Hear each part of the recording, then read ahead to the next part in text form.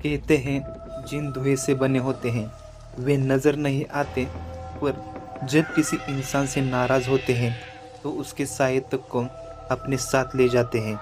यह कहानी मुंबई के मालाड इलाके की है। एक आम सी रात, पर ऐसी रात जिसने फहद नाम की लड़की की ज़िंदगी में हमेशा के लिए बदल दी। फहद 28 साल का कॉल सेंटर में काम करने वाला नौजवान था। हर रात की तरह उस दिन भी उसकी शिफ्ट खत्म हुई रात के 2 बजे। बारिश शुरू हो चुकी थी।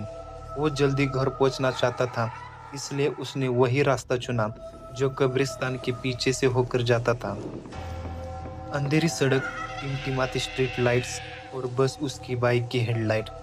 वो जैसे ही कब्रिस्तान के पास पहुंचा, बाइक अचानक बंद हो गई।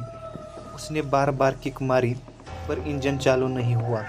चारों ओर सन्नाटा था, बस पेड़ों से पानी टपकने की आवाज़ और बीच बीच में बिजली चमक रही थी। तभी उसे सामने एक सफ़ेद कपड़ों में बुजुर्ग आदमी दिखाई दिया। वो धीरे धीरे उसकी ओर आ रहा था, पर उसके पैर जमीन को छू नहीं रहे थे। फहद के मुंह से आवाज़ नहीं निकली। वो बस टॉर्च से उस आदमी की ओर देखने लगा। वो बुजुर्ग रुक गया और बहुत धीमी आवाज़ में बोला, बेटा, मदद करोगे? मैं रास्ता भटक गया हूँ। फहद कांपते हुए बोला, आप यहाँ कैसे? रात के 2 बजे?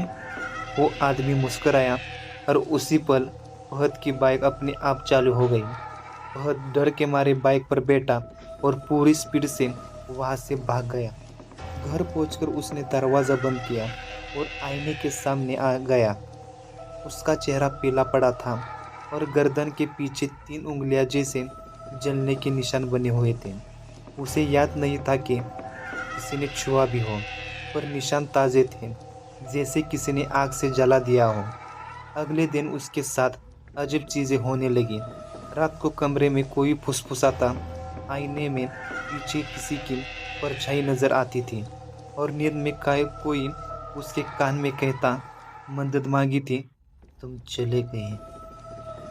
3 दिन बाद उसकी हालत बिगड़ गई। वो चिल्लाता, दीवारों से बात करता, कभी हंसता, रोता। परिवार घबरा गया और एक मौलवी को बुलाया। मौलवी ने कमरे में कुरान की आयतें पढ़नी शुरू की। अचानक हवा तेज झोंका आया, लाइट्स बुझ गई और फहद की आवाज़ बदल गई, भारी डरावनी हो गई। वो चिल्लाया, मैंने सिर्फ मदद मांगी थी, उसने मुझे छोड़ दिया, अब मैं उसे नहीं छोड़ूंगा। मौलवी चीखे, ये जिन है, इससे पहले कि ये और नुकसान करे इसे रोकना होगा। कमरा कांपने लगा, दीवार से धूल गिर रही थी। बहुत हवा में उठा और ज़मीन पर गिर गया। मौलवी ने तिलावत जारी रखी और अचानक सब शांत हो गया। फहद की आंखें बंद थीं और वो मर चुका था या शायद आज़ाद हो गया था। अगले दिन उसी कब्रिस्तान के पास एक आदमी को देखा गया, सफ़ेद कपड़े पहने, धीरे धीरे चलते हुए, वही चेहरा, वही फहद। लोगों ने उसे पुकारा, पर वो बिना पीछे देखे कब्रिस्तान के अंदर चला गया और फिर कभी नहीं देखा।